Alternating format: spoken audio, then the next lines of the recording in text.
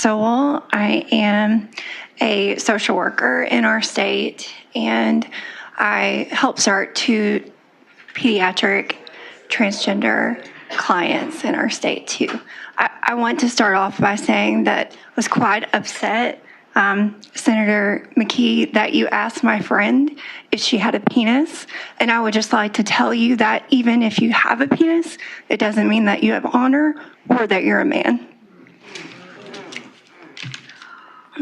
I want to say that when I worked at the Gender Spectrum Clinic, there were none of the kids that we saw that died by suicide or any medical wrongdoing. There were 3 kids that I know of during that time that did die by suicide who were transgender. I know about 1 who shot themselves in the head. I know about another who had a referral to the clinic and was not able to come because they died by suicide before their friend luckily was able to come. And I know about another person who was in the ICU twice who did eventually die by suicide. Gender affirming care is a life-saving act, and it is done with medical professionals, mental health professionals, parents, and kids are a part of the process, but just like everything else, they have to be 18 to make legal decisions for their medical care. That's why it takes all of the professionals working together, and it doesn't take actually any senators or any legislators. You finished? I am. Thank you. Are there questions for this witness? Senator Clark. Mr. Chair, it's late now, but mine was simply a point of order about the comments that were made at the beginning that were obviously intended as an insult toward one of our members. I have that same problem with one of your point senators. Of order that I'm being interrupted now. Do not speak over. Sure, thanks. Okay, I take your point of order. I have given more leeway here because of the divisiveness in this, but we will not have more of that. Seeing no question for you, thank you for testimony. Thank you so much. Next up, we have Alex Marshall. Please state your name, who you're with. You're recognized for 2 minutes. My name is Dr. Alex Marshall. I've been in academia for over 10 years now. While I'm not here on behalf of UAMS, that is where I conduct most of my research, much of which involves being focused on healthcare and treatment of LGBTQ plus individuals. And it is this experience that gives me confidence in speaking to you today. I'm also a 5th generation Arkansan, a wife and mother, and I'm not here on behalf of myself, but on behalf of friends and colleagues who would be negatively impacted by this bill.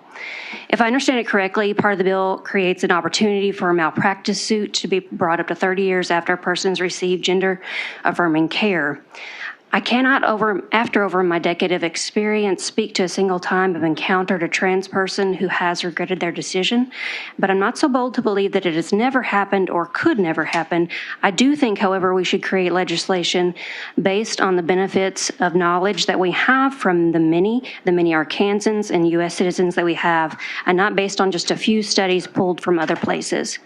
I'm not familiar with the research from the countries mentioned. However, what my research has shown is that gender-affirming care here in Arkansas has positive outcomes and saves lives, period. I could go on to provide other studies rebutting many of the points made, but I will save time. First, since we do already have the quote-unquote SAFE Act in place from 2021, I do think this bill is not needed.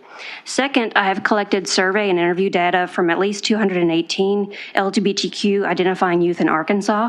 Among those, at least 129 identified as trans or non-binary. But many, and about half, had not visited a gender-affirming healthcare provider, but that was because they did not feel like they needed one.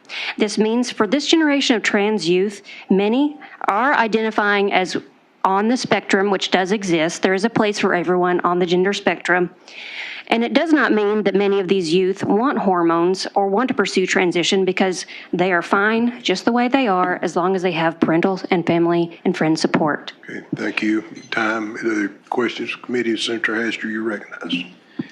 Yeah, you said you spend a significant amount of time on this. Do you work off of individual grants, or do you work off of taxpayer funded? Many of my grants are federally funded. Hey, thank you. With you to be somewhat of an expert on this, do you believe that a child 1-year-old can consent to this type of treatment?